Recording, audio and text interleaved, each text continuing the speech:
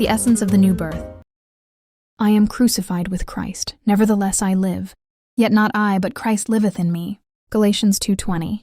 The new birth isn't a moral upgrade or a spiritual enhancement of the human life.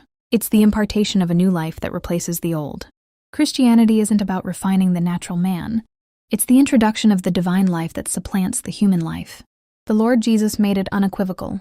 Marvel not that I said unto thee, you must be born again. John 3:7. To be born again is to receive a new origin. It's the birth of a new creation. The life you received in Christ doesn't coexist with the human life you were born with. It supplants it. That's why the Apostle Paul declares, I am crucified with Christ, nevertheless I live. Yet not I, but Christ liveth in me. The old identity, sustained by human life, has been brought to an end. Now the life that's operative in you is the God life. And this is the record, that God hath given to us eternal life. And this life is in his Son, for John 5:11.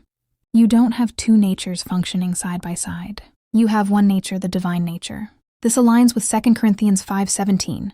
Therefore, if any man be in Christ, he is a new creature. Old things are passed away. Behold, all things are become new. Many live below this truth, because they're more conscious of the human life than the divine life within them. But when you understand that the God life in you has replaced the old life, your thinking changes. You no longer approach life as a mere man. You function from your divine nature, living in righteousness, dominion, and victory without struggle. This is the essence of the new birth God in you, expressing himself fully, naturally, and consistently through you. Prayer. Dear Father, I thank you for the reality of my new life in Christ. I rejoice, knowing that the human life has been supplanted by your divine life in me. I live in the consciousness of this truth, expressing your nature, walking in righteousness, and manifesting your glory. In Jesus' name, amen. Further study.